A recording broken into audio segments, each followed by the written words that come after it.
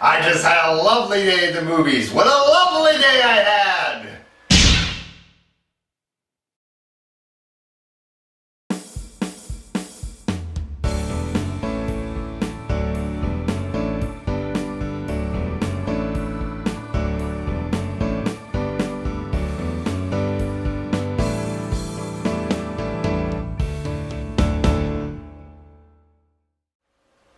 Mad Max Fury Road, directed by George Miller, the man who directed the original Mad Max trilogy, Mad Max, The Road Warrior, and Mad Max Beyond Thunderdome, which was not a very good movie, but the first two movies are excellent.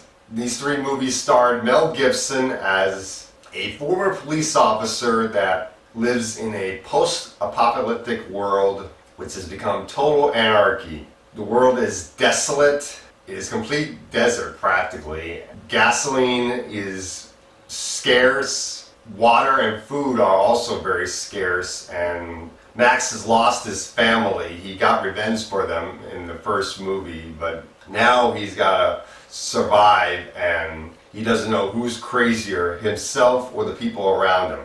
In this movie, he gets captured by Immortan Joe, a maniac who sees himself as a god, and he has this cult of followers, as well as people who are slaves to him, and he keeps them in control by controlling the only source of water that's in this world.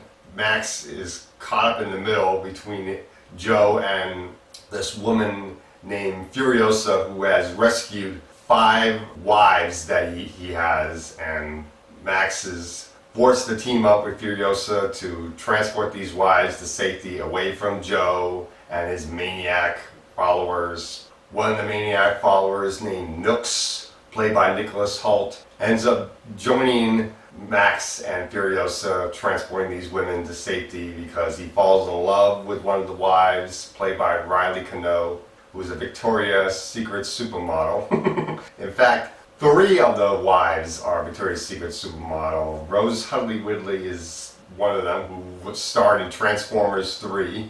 And I don't know who the 3rd Victoria's Secret model is, but one of the other women is Courtney Easton, who's a swimsuit model, and then you have Zoe Kravitz, who's not a model, but a very good-looking actress. And I'm just realizing all 5 of these women are eye candy, and that almost makes this movie feel like an awesome Michael Bay movie. Or I should say, an awesome Michael Bay-like movie. But okay, that's great. And George Miller does an amazing job directing this movie. It is so awesome that this movie is rated R, because it doesn't shy away from the hardcore action that this movie has. Tom Hardy is excellent as Max. He does a great job playing this character. Charlize Theron is excellent as Furiosa. I love her character. She's more of the star of the movie than Max is, but that's fine. And I like the fact that they're not really a couple. They're just teammates trying to transport these 5 women to safety. Nicholas Hoult's character is pretty good in the movie. He starts out as an unlikable character because he follows Joe, but then once he turns around and begins to team up with Max and Furiosa, he starts becoming a likable character, and that was a pretty cool how they gave his character some layers. Immortan Joe is an excellent villain. He was played by Keays-Byrne, who played Toe Cutter in the first Mad Max movie, the villain from the first one, and it's cool that they bring back this actor, who I didn't realize was in one of my favorite TV shows, Farscape. He played the character known as Grunslick, who appeared in the last episode of Season 2 and then the premiere of Season 3. And the finale of the show, which aired back in 2004, the Peacekeeper Wars. He played the exact same character, and it's so cool that this actor is in this movie. It brings back some nostalgia for me. And this is such a fantastic movie. The action is so hardcore and so non-stop. I love that. I like the fact that it's rated R. I like the fact that you got a guy playing guitar with flames coming out of it, and then you have these maniacs who look like they're from Cirque du Soleil attacking Max and Furiosa. That's really awesome, and this is such a fantastic movie. The negatives of this movie, there are some negatives.